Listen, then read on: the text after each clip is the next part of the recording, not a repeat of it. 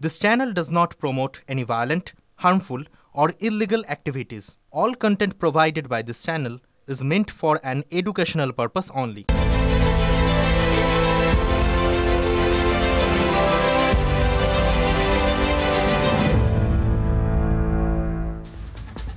আর ঠোটকাটা স্পেশালে আজ প্যারিস অলিম্পিক্সের দিকে নজর রাখতেই হবে। কেন বলছি? এতক্ষণে আপনারা প্রত্যেকে জেনে গিয়েছেন যে মাত্র কয়েকশো গ্রামের জন্য 140 কোটি দেশের মানুষের স্বপ্ন ভঙ্গ হলো।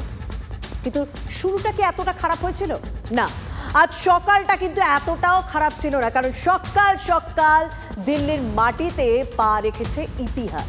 আমরা যদি একটু 1900 সালের দিকে নজর রাখি, প্যারিস অলিম্পিক্সে জোড়া পদক পেয়েছিলেন ভারতের নরমান প্রিচার্ড, এক ইংরেজ।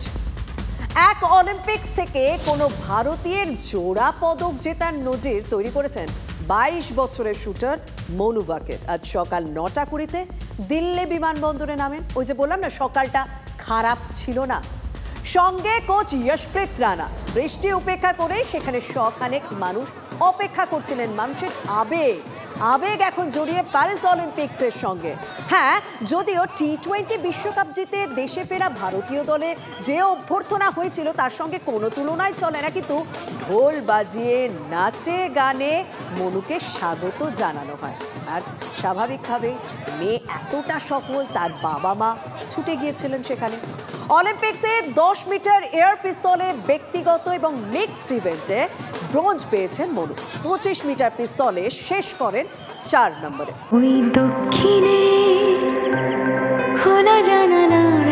গাঙ্গুলি গ্রুপ আপনার পছন্দ বোঝে।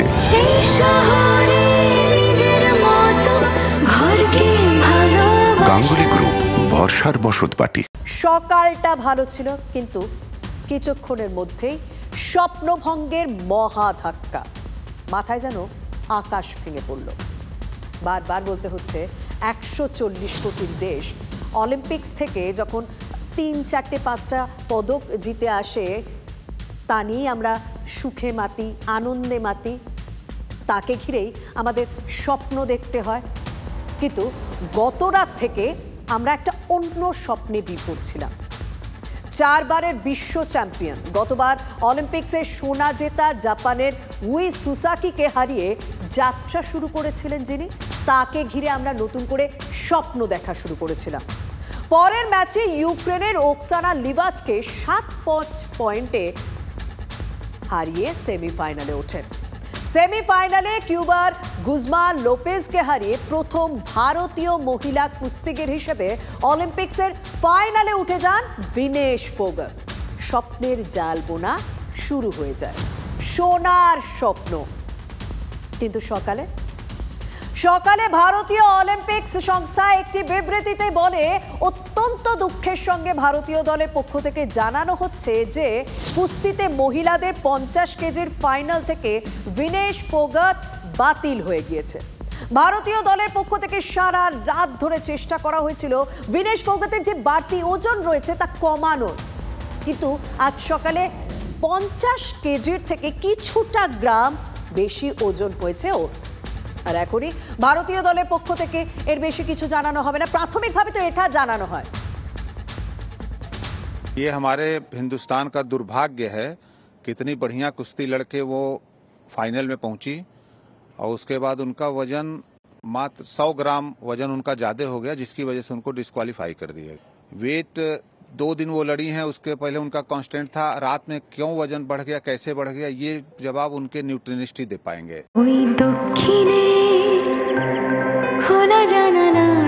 গাঙ্গুলি গ্রুপ আপনার পছন্দ বোঝে।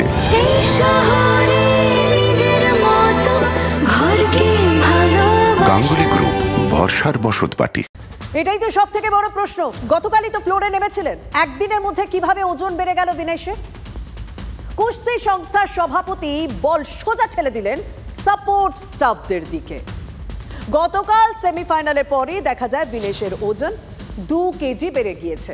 সূত্রের খবর, ওজন কমাতে সারা রাত জগিং, স্কিপিং, সাইক্লিং করে গিয়েছেন ভিনেশ। চুল পর্যন্ত কেটে ফেলেন। রক্ত শরীর থেকে বের করা হয়েছিল, কিন্তু তাতে শেষ রক্ষা হলো না। विनेश छिलेन 50 केजी फ्रीस्टाइल विभागे। आज सकाले देखा जाए ओजन 50 केजी থেকে কয়েক গ্রাম বেশি।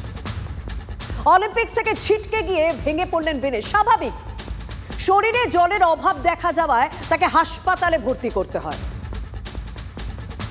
We had tried all possible drastic measures throughout the night, including cutting off her hair, shortening her clothes, and despite all of this, we could not make that 50 kg weight category.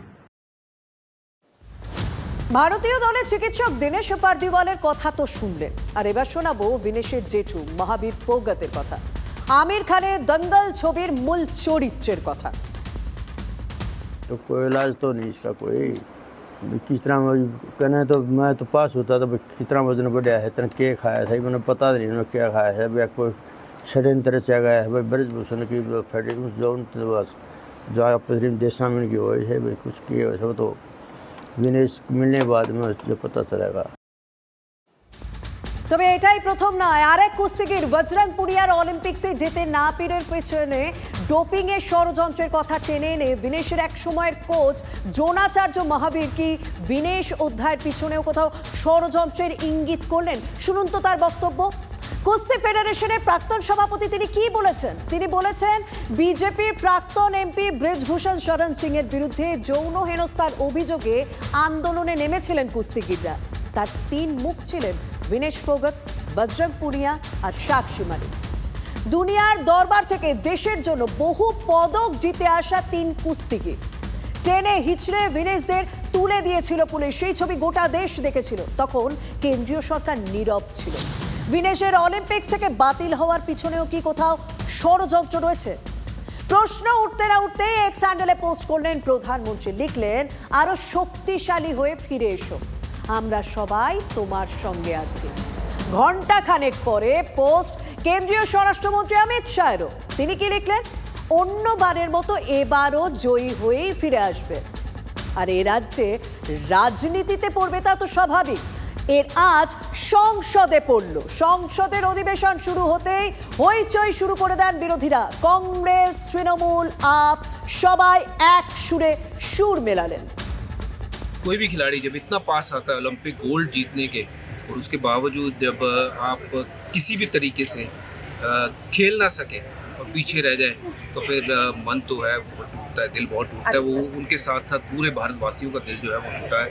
But हम यही कहेंगे कि इस देश की बेटी ने बहुत नाम ऊँचा किया है और मेरा तो सैल्यूट है। कि एक खिलाड़ी होने के नाते इतने बड़े मोमेंट में जब हमारे देश के लिए गोल्ड मेडल आ रहा है वहाँ पे ये चीज़ हुई है, तो वही मैं कह रहा हूँ कि उसके पीछे का क्या रीज़न है उसको जांचना चाहिए। I am very disappointed with this news about this technical disqualification. I don't know how such a thing could have happened, whether our coaches were found wanting in terms of ensuring all the right rules and limits were adhered to. খুব দুর্ভাগ্য, পার্লামেন্টে আমি চিৎকার করেছি ইচ্ছা করে, কোনোদিন করি না। আমরা চেয়েছিলাম মিনিস্টার কোথায় গেল, মিনিস্টারকেও আসতে পারলাম না, কিন্তু তার উচিত ছিল। এ তো অন্যায় হচ্ছে। কিসের জন্য তার বডি ভারী হয়ে গেছে? What is this? বডি ভারী হয়েছে, তার কোচ কোথায়, তার লোক কোথায়? ভীষণ অসম্মান। এটা পলিটিক্যাল ব্যাপার হচ্ছে কিছু, আমার মনে হয় লজ্জা পাই আমি বলতে। আমি নিজে খেলোয়াড় ছিলাম, এত জীবন ধরে অলিম্পিক খেলেছি, সব খেলেছি, কিন্তু দুঃখ হচ্ছে যে এরকম ভালো মানুষকে এভাবে সরিয়ে দেবে আমরা ভাবতে পারি না। অসভ্যতামি হচ্ছে। अचानक ये 100 ग्राम ओवरवेट, पूरी दुनिया इस बात को बर्दाश्त नहीं कर पा रही क्या कि भारत की एक बेटी इतिहास रचने जा रही है? एक गहरी साजिश है विनेश फोगाट के खिलाफ। तो इसलिए मैं समझता हूं कि भारत सरकार को तुरंत हस्तक्षेप करना चाहिए, तत्काल हस्तक्षेप करना चाहिए। सदन में कुछ सदस्य जो ये विषय उठा रहे हैं, इस संबंध में हमारे खेल मंत्री जी 3 बजे जवाब देंगे। एक स्टेटमेंट देने वाले हमारे खेल मंत्री जी। শেষ পর্যন্ত কেন্দ্রীয় ক্রীড়ামন্ত্রী সংসদে বিবৃতি দিলেন। প্রধানমন্ত্রী ভারতীয় অলিম্পিক সংস্থার প্রধানকে কি নির্দেশ দিয়েছেন সে কথা বললেন। विनेश का वजन 50 किलो 100 ग्राम पाया गया, इसलिए वे स्पर्धा के लिए अयोग्य घोषित की गई। इस मामले को लेकर भारतीय ओलंपिक संघ ने अंतर्राष्ट्रीय कुश्ती संघ से कड़ा विरोध भी दर्ज किया है। नेशनल भारतीय ओलंपिक संघ की अध्यक्षा पीटी उषा भी अभी पेरिस में है। प्रधानमंत्री जी ने स्वयं उसके साथ बातचीत करके उचित कार्यवाही करने के लिए, उचित एक्शन लेने के लिए भी उसको कहा गया है। आदरणीय प्रधानमंत्री जी ने इसका संज्ञान लिया है, सबसे बड़ी बात है। और उन्होंने जैसे बताया ट्वीट करके वो पीटी उषा जी से भी बात कर रहे हैं, तो मुझे लगता है आगे आने वाले समय में हमारे जो ऑफिशियल्स हैं वो आपको डिटेल्स इसके बारे में बता पाएंगे। और सरकार भी प्रयत्न कर रही है, इसको रिकन्सिडर भी करने की मांग उठ रही है। প্রধানমন্ত্রীর ভূমিকার কথা তো বড় মুখ করে বলেন কেন্দ্রীয় শিক্ষা প্রতিমন্ত্রী সুকান্ত মজুমদার, কিন্তু কি কাণ্ড দেখুন। কেন্দ্রীয় মন্ত্রী বলছেন ভারতীয় অলিম্পিক্স অ্যাসোসিয়েশন কড়া আপত্তি জানিয়েছে। প্যারিসে বসে আইও এর চেয়ারপারসন পিটি উষা আবার কি বলছেন, বলছেন আপত্তি জানিয়েছে ভারতীয় কুস্তি ফেডারেশন। তাহলে কি সত্যি রাজনীতির গন্ধ কোথাও লুকিয়ে রয়েছে? The Wrestling Federation of India has filed an appeal to UWW to consider the decision to disqualify Vinesh, and IOA is following that up in the strongest possible manner. সব বুঝলাম, সব শুনলাম, কিন্তু কারোর কথাতেই জরুরি দুটি প্রশ্নের কিন্তু উত্তর নেই। প্রশ্ন দুটো কি? আচমকা কি করে বিনেশের ওজন 2 কেজি বেড়ে গেল? রাত ভোর চেষ্টার পরও ওজন কেন কমানো গেল না? বিনেশের নাম প্রত্যাহার হলো না কেন?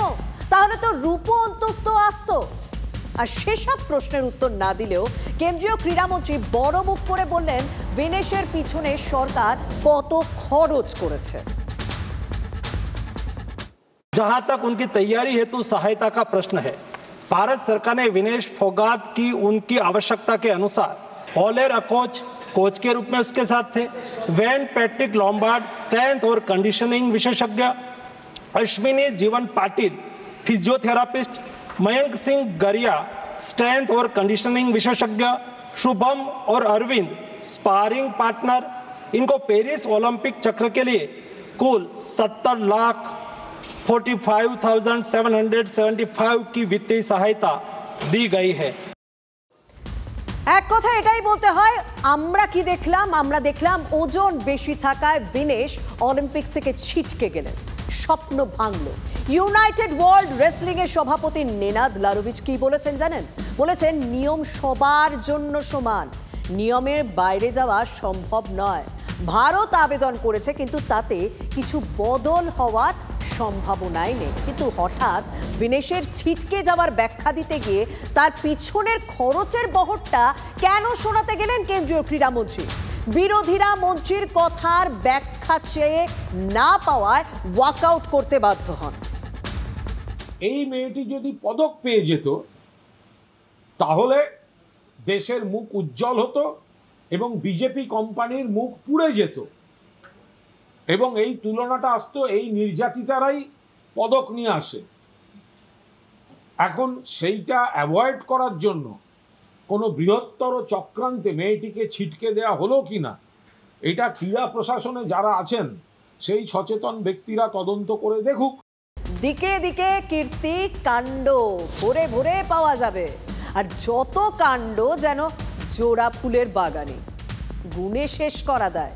দেখুন, একটা বিষয় স্পষ্ট, মুখ্যমন্ত্রী দলের জন্য চাইছেন কাদের?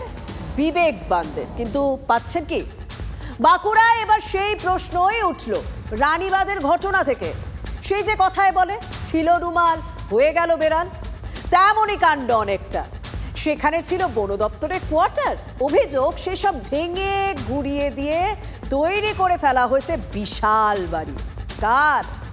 তৃণমূল নেতা তথা বাঁকুড়া জেলা পরিষদের সদস্য এবং তৃণমূলের ব্লক সহ সভাপতি। আঙুল তো তারই দিকে উঠছে। পেশায় প্রাথমিক শিক্ষক গৌরচন্দ্র টুডু কিন্তু এই মুহূর্তে বিতর্কের কেন্দ্রে। ওটা তো ফরেস্টের কোনো জায়গা নেই, ফরেস্টের কোনো কাগজ নেই। যদি থাকে, আমার কাগজে আছে, আমি কাগজে পারমিশন নিয়ে বাড়ি করেছি, পঞ্চায়েতে পারমিশন নিয়ে বাড়ি করেছি, কেউ ফরেস্টের করে দেন, আমার পারমিশন আছে। যা বাবা, নেতা তো দিব্যি বলছেন তার কাছে পারমিশন আছে, পঞ্চায়েত নাকি পুরোটাই জানে। তারাই বাড়ি তৈরির পথ প্রশস্ত করেছে, অনুমতি দিয়েছে, কিন্তু স্থানীয় যারা রয়েছেন তারা তো বলছে জায়গা দখল করতে কত কি না কাণ্ড হয়েছিল, এমনকি ডিজেও বেজেছিল নাকি, জানেন সেটা? বিশ্বকর্মা পূজার সময় ভেঙেছে, বক্স লাগাই ভেঙেছে ডিজে বক্স। এই গত বছরই বিশ্বকর্মা পূজায় বক্স লাগাইছিল, ডিজে বক্স। ভাঙার আওয়াজ যাতে না বেরোয়, হ্যাঁ, তাতে আসছিল, পুলিশও এসেছিল, মানে কমপ্লেন করেছিল, ফরেস্ট পুলিশ এসেছিল। ডিজে বাজিয়ে জমি দখল হয়েছে যাতে কেউ কিচ্ছুটি না জানতে পারে, কিন্তু ওই যে স্থানীয়রা জেনে গিয়েছেন। মুখ্যমন্ত্রী বারবার বলছেন বেআইনি দখলদারি বরদাস্ত করা হবে না, কিন্তু কার্যক্ষেত্রে তারই দলের লোকজনের বিরুদ্ধে একই সমস্ত অভিযোগ উঠছে। প্রশ্নের মুখে পড়লে অবশ্য সোজাসুজি অস্বীকারও করছেন। শুধু গৌড় টুডু সরকারি জায়গার উপর বাড়ি করেছে এটা নয়, গোটা রানীবাঁধের তৃণমূলটাই দাঁড়িয়ে আছে দখলদারি রাজনীতির উপর। সিপিএমকে তাড়িয়েছি তো, তাদের তো যার গাত্র জ্বালা থাকবেই, তারা মিথ্যা অভিযোগ করবেই। তো আমার জায়গার উপরে আমি বাড়ি করেছি, ওটা মিথ্যা কথা? ওরা আমার হয়তো বললাম এক কথায় পারমিশন নিয়ে বাড়ি করেছি। কিন্তু বাঁকুড়া ঝিলেমিলে রাজ্য সড়কের পাশেই থাকা বন বিভাগের ওই কোয়ার্টার এখন কিন্তু আর নেই। স্থানীয় বাম নেতাদের প্রশ্ন, এর বিচার হবে না? যদি বিচার হয় তাহলে কবে হবে, কত দিনে হবে? আর বন দপ্তর, যাদের জায়গা নিয়ে এত প্রশ্ন, এত অভিযোগ, তারা কতটা অ্যাক্টিভ এ নিয়ে? আদৌ সিরিয়াস তো জমি জায়গা পুনরুদ্ধারের জন্য? আমরা নিশ্চয়ই আমরা এই কাজটাকে আমরা সিরিয়াসলি নিচ্ছি। অলরেডি ডিএফও সাহেবের সঙ্গে আলোচনা হয়েছে, ডিএফও সাহেব এটা খুব সিরিয়াস নিচ্ছি। এফআইআর লাজ করানো হয়েছে, এখানে কেস করানো হয়েছে। আমরা এমনিতে ছাড়বো না, বানের জমিগুলি একটু খোলাখুলি আছে, ওখানে যদি মানুষ যদি এনকারেজ করে, দখল করে রাখে, আমরা তো মানে এমনি থাকবো না, নিশ্চয়ই ওটাকে রিকভারি হবে। শাসক নেতা জোরের সঙ্গে বলছেন জায়গা তার, কাগজ দেখাতেও তিনি তৈরি। দাবি করছেন ভাঙেননি কিছুই, স্রেফ গড়েছেন। ওদিকে বন দপ্তর, তারাও শেষ দেখে ছাড়বেন না বলে এই কথাই জানাচ্ছেন। দুইয়ে মিলে লড়াই একেবারে জমজমাট। যেদিন বিশ্বকর্মা পুজো সেদিন ওখানে ডিজে বাজানো হয়েছে, আর শাবল দিয়ে হাতুড়ি দিয়ে ভাঙা হচ্ছে। সেই শাবলের আওয়াজ, হাতুড়ির আওয়াজ যাতে আটকানো যায় তার জন্য ডিজে বাজানো হয়েছিল। এই অভিযোগ সম্পূর্ণভাবে তথ্যগতভাবে তারা ভুল প্রকাশ করছে। যদি বন বিভাগের কোনো বাংলো কেউ ভেঙে থাকেন তাহলে বন বিভাগ রিপোর্ট দেবে। সিপিএম আমলে তো বাড়ি করেছি, এই যে আমি বসে আছি, এটা তো 2004-এ করেছি। 2004 সালে হোক, 8 সালে হোক, যা সালেই হোক, অবৈধ অবৈধই। ইট আনা হবে, বালি আনা হবে, সিমেন্ট মিস্ত্রি বছরের পর বছর কি মাসের পর মাস তৈরি হবে, এটা একদিনে হয় না। তখন অবজেকশন করেনি কেন? কাগজপত্র আছে বলেই তো আমি বাড়ি করেছি। রেকর্ড আছে তো আছে, উনি দেখাবেন। এটা ম্যাটার ইজ ভেরি সিরিয়াস, আমরা সেইভাবে আমরা নিচ্ছি। তৃণমূল কংগ্রেসের কোনো কর্মী নেতৃত্ব যদি ও অন্যায় করে, বাংলার মাননীয় মুখ্যমন্ত্রী বলেছেন অন্যায় কাজে কখনো প্রশ্রয় দেওয়া হবে না। আবার তৃণমূল নেতা ভার্সেস বন দপ্তর, এই লড়াইয়ে শেষ পর্যন্ত কার জয় হয় সেদিকে তো আমরা দেখব, কার জয় হয় সেদিকে নজর রয়েছে। কিন্তু ঘরে ঘরে লেগে গেল কথা বলা যেতেই পারে। কাদের দখলে ইউনিয়ন রুম থাকবে? তৃণমূল ছাত্র সংগঠনের দুই গোষ্ঠীর মধ্যে ব্যাপক হাতাহাতি। খড়গপুর কলেজে তৃণমূল ছাত্র সংগঠন দুপক্ষের সংঘর্ষ, আহত দুপক্ষের 4 জন। অভিযোগ, তৃণমূলের ইউনিয়ন রুমে বসেছিল শেখ আমান এবং তার দলবল। সেই সময়ে তৃণমূল ছাত্র পরিষদের রোহন দাসের গোষ্ঠী হামলা চালায় বলে অভিযোগ। বড় পাথর দিয়ে হামলা চালানোর অভিযোগ উঠেছে। খবর পেয়ে ঘটনাস্থলে যান খড়গপুর থানা পুলিশ। পুলিশের সামনেই চলে তৃণমূল ছাত্র পরিষদের বিক্ষোভ।